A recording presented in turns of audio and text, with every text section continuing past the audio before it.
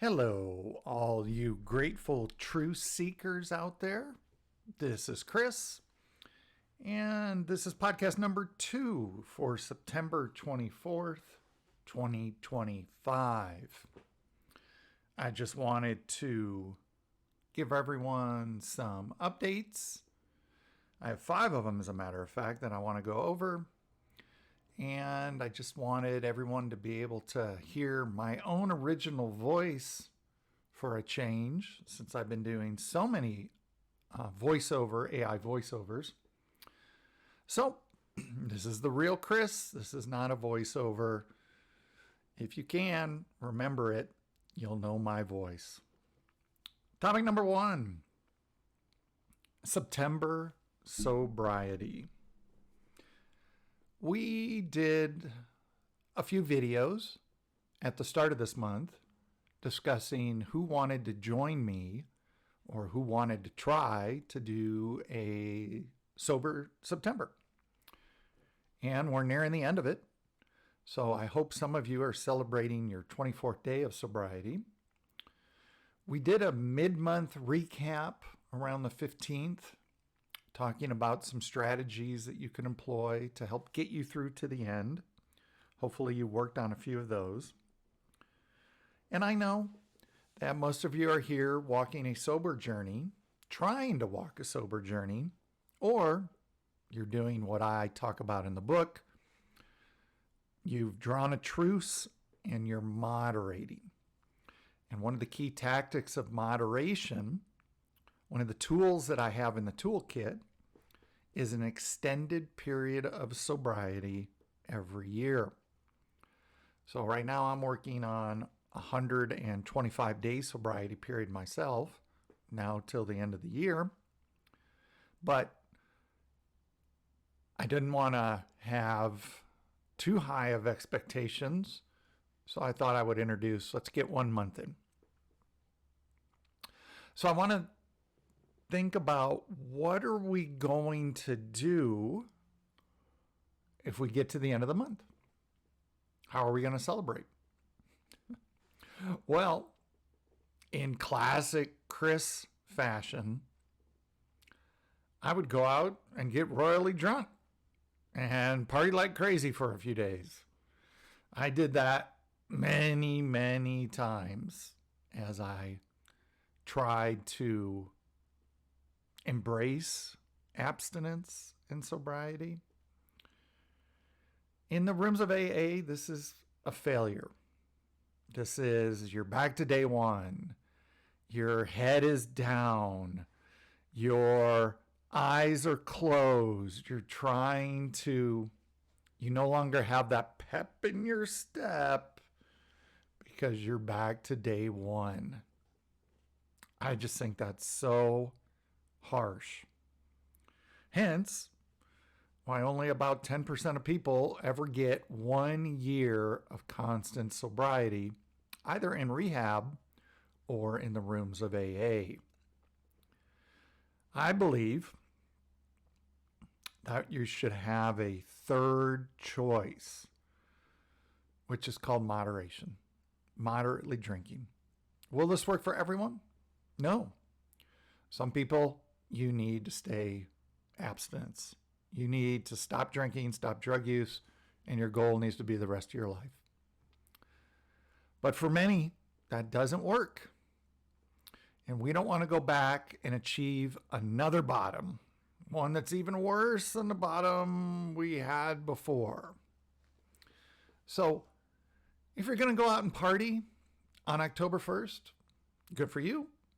I've given many pointers on many videos and many blogs that you could use to try to keep it under control, not let the alcohol take charge of you, but for you to stay in charge of the alcohol. And don't forget what we call this. If you're going to go out and drink again, these 30 days sober, this is what's called holy intel. This is you gathering information on what's working for you, what is kind of working for you and what is a home run for you and working very well. Write it down. Journal it. You should have a journal with you in this journey. Well, that's a good one. Journal in the journey. I think I'll put that, if I ever do a second version of Grateful Truce, I'm going to remember that one. You should be journaling your journey. And not only should you be journaling this journey, but you should be feeling a lot healthier. Who doesn't feel healthier after 30 days of taking a break from alcohol or drugs? Everyone does. And in fact, I would say that's one of the main reasons we drink again. Is because we feel good. Yay! I feel good. I feel happy. My face looks good. My eyes are brighter. I've lost 10 pounds. Let's go celebrate. It's a circle that we go through over and over and over again. So if you're going to choose to go into that circle, my only advice, try to moderate. Take Jesus with you down that path. We'll talk about that a little later on the podcast. Maybe some of you want to extend Sober September into Sober October. Good for you. It's going to be a little more difficult as the days start racking up. You slowly start to forget all the bad things that the drugs brought you. And you slowly start to enhance those cravings. So you're really going to have to put a good game plan on to be able to get through October, which of course ends with one of those holidays in which everyone feels entitled to drink, called Halloween. Topic number 2, censorship.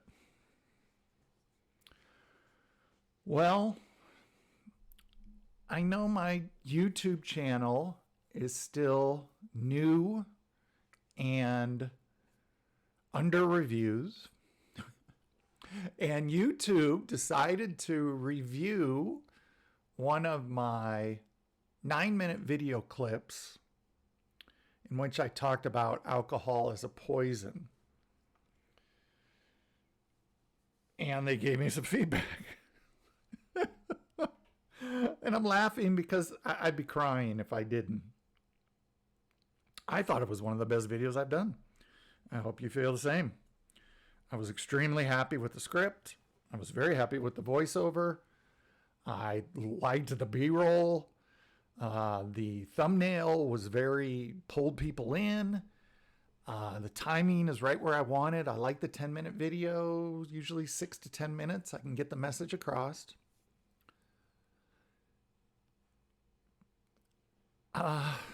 Gosh, I'm trying to say this nicely because I'm going to put this video on YouTube or this podcast. My reach is limited. Now, at least, I guess I could look at this somehow positively. At least I'm learning what the rules are. So I use a program called vidIQ to assist me in my YouTube. And it's extremely helpful. By the way, shouts out to them.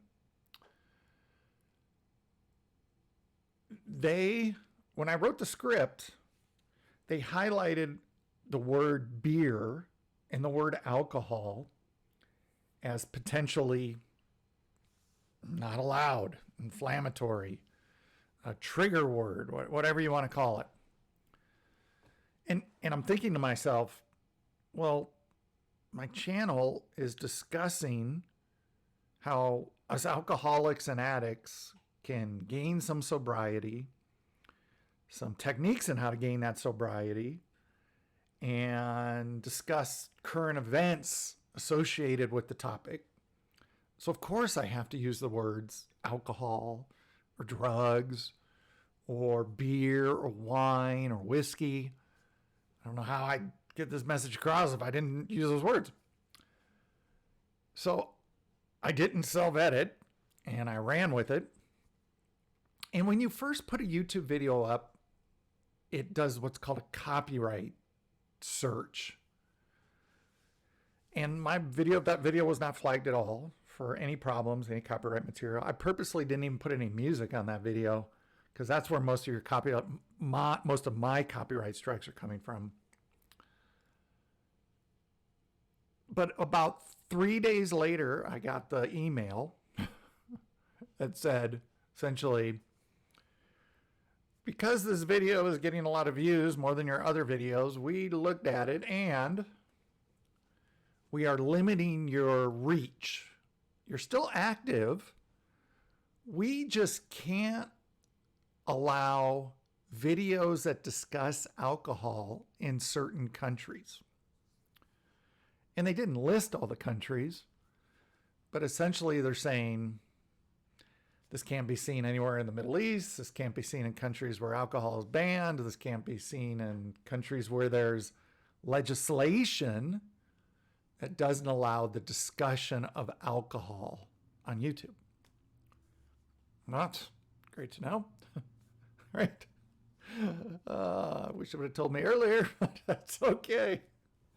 So this doesn't greatly affect me because I'm really talking to the Americans out there. Of course, this video is going to be seen by Europeans and Russians and translated. But my target market here, particularly from what I wrote in the book, was Americans struggling with alcohol and addiction and how I can help you through moderation, faith, and recovery. So, not a showstopper, but censorship is alive and well. It gets worse. It gets far worse. So I use, for one of my AI voiceovers, a platform called 11 Labs.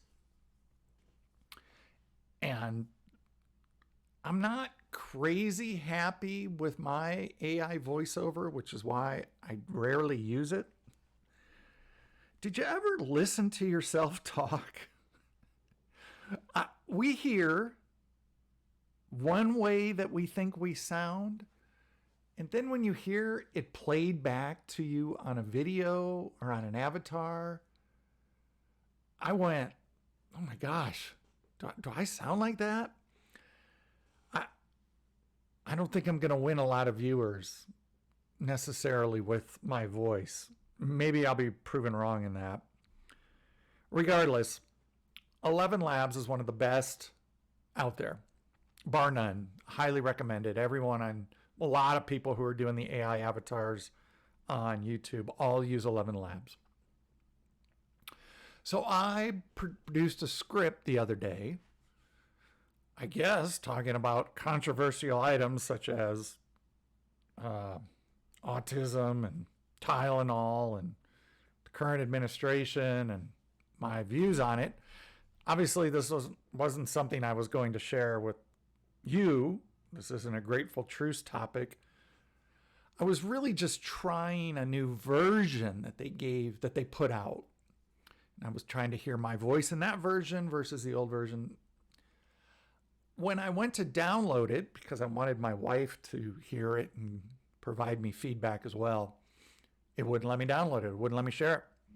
And I get a message across the screen that says, I'm paraphrasing, this speech is inflammatory, you're citing incorrect information, you're misaligned with the truth, you're speaking on politics, and you're not allowed to say this.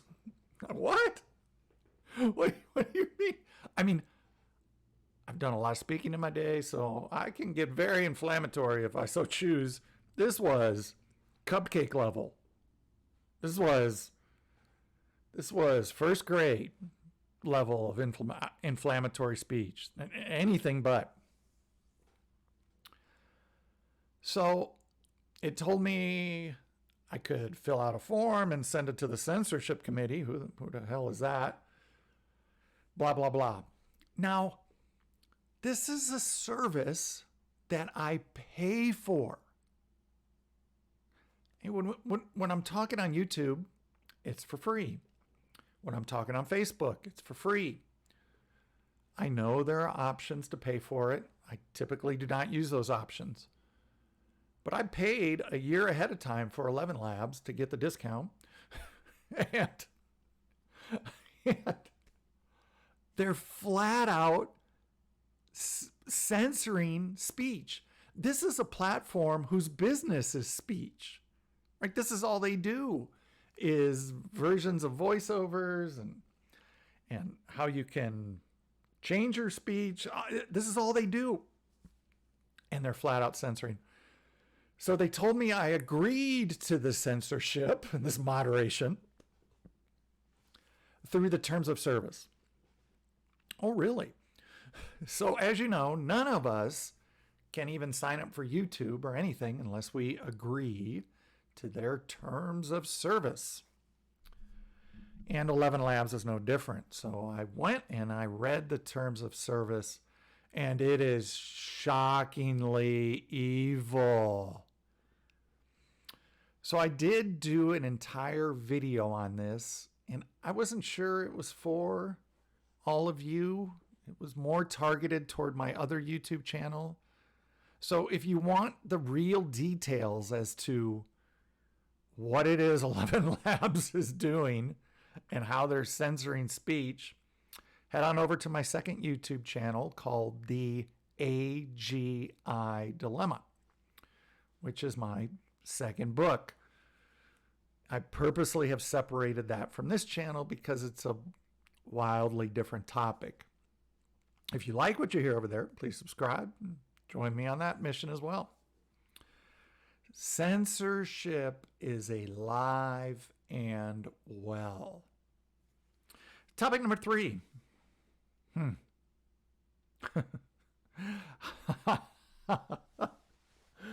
Oh, how do you stay sober or moderate in the current world environment? How do you? How do you? I will nibble around the edges on this one, but it was something I wanted to talk about with everyone.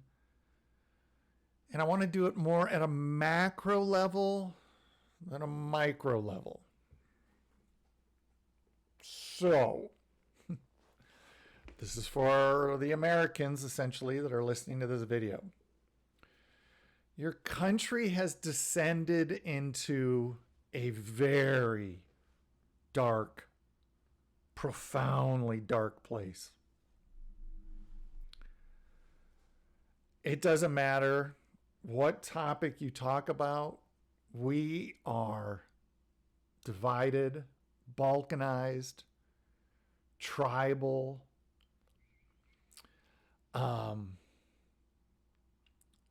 The economy is in shatters. Inflation is still rampant. I'm sure I'm losing some viewers by saying these truths. Desperation, poverty, unemployment. You name the category, it's bad. Endless wars, endless rumors of wars, endless threats of wars. It's tough. Now, the reason I wanted to discuss this in regards to your ability to stay sober and or moderate is because my experience in the rooms of AA, this is not allowed. This is a taboo. I tried several times when I went to the rooms. And I have 7 years of the rooms under my belt in my past. I do not go today. And they will not let you discuss current events. Well, let me rephrase that. You can bring it up when you announce yourself as an alcoholic and you start to talk about issues around your alcoholism that's on your mind that day.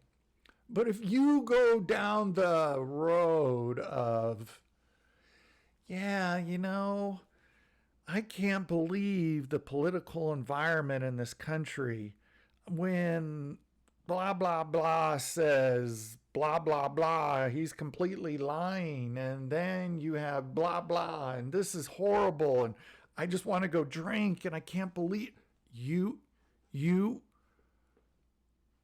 and everyone who's gone to the rooms is nodding their head right now. One, you're going to get the evil eye. Guaranteed. You're going to get more than one evil eye. They'll let you finish. I've never been cut off. Maybe they cut off today, but I've never been cut off. But what you're going to get is one of two things or both.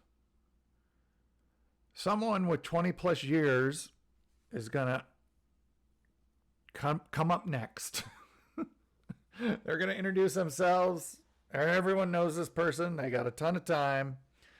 And they're going to chastise you without saying your name. It's going to be something like this. I've stayed sober for so long because I stay focused on what's in the book of AA, and there's nothing in the book that talks about the things that you just talked about. We need to stay focused on one day at a time, easy does it, live and let live. Okay? You're going to get that. Or number two, you're going to get the after the meeting conversation. One of these old timers is going to come up to you and say, hey, you got a minute? I'd like to talk to you. And they're going to give you that same speech, only directly to your face. And typically they'll do it with about 3 or 4 others that have clout in the room. I think this is an incredible disservice to all of the people, all of its members. How many of us at 5 o'clock in the afternoon go get a beer because of external forces? I bet a lot. I bet more than a lot. External forces such as, I can't pay my rent. I can't stand another day at this horrible job. I can't believe the judge is making me pay that child support. I cannot believe I can't have a conversation with anyone about meaningful topics because there's so much hate and anger. I'm just going to drink away the pain. Sound familiar? But yet, and I don't recommend this to anyone, go try to have that talk in a meeting. Now, you might be able to have that talk one-on-one with your sponsor if you've so chosen to have a sponsor. Good luck. He's going to circle you back around, most likely, to the book. But to dare say it out loud in a meeting? So why do I bring this up? Well, that was point number 1, why I brought this up, was because things are bad. Things are horrifically bad right now. But I have solutions. There are solutions in the book. Turn it off. Turn it off. Do you think that they've invented the cell phone for your benefit? Do you think that the smart TV sitting in your living room is going to make you smarter? Do you really believe that they put a bar or a tavern on every street corner because it's in your best interest? Come on. No, they didn't. They're trying to program you every day a negative, beat up, stress out, anxiety ridden mind is incredibly susceptible to walking into that tavern on the corner before you go home. This is by design. So, all I'm saying, turn it off. You don't have to listen to that podcast. You don't have to watch that news channel. You don't have to engage. I know it's hard. It's everywhere. Purposely, by design, it's everywhere. Unplug. If it's really stressing you out, unplug. Topic number 4. And I'm going to make these last two pretty quick because I don't want to go over 30 minutes. Your walk with Jesus. Okay, this is so important. I have an entire chapter in the book called Positivity with Jesus. You cannot have hope. Your ability to stay sober is in the single digits if you're not relying on Jesus. Some of you want to call it a higher power. I do not. I am a card-carrying, Bible thumper, lover of Jesus Christ, who I pray to every morning, bar none. I read scripture every day. Every day. I'm in the book of John right now. I'm at chapter 10. Methodically. You don't have to read it for an hour. I read it for literally probably 5 paragraphs, maybe not even a full part of a chapter. And then I pray to Jesus on what am I supposed to learn? What is this teaching me? You must embrace. You need Jesus in your life. He's right there on the side of your shoulder, just waiting for you to get on a knee and ask him into your life. Things will change for you. Okay, last but not least, let's wrap this up with kind of a status on what's going on. So I have one book completely written, Grateful Truce. I have all the beta reader reviews in. I am in deep prayer as to which agents I should look at and submit to. I have several in mind. I have letters prepared. Their submittals are quite lengthy. I know this is a book that I cannot publish myself. It is highly controversial. This is a highly controversial subject. I have to have a legal team behind me on this one.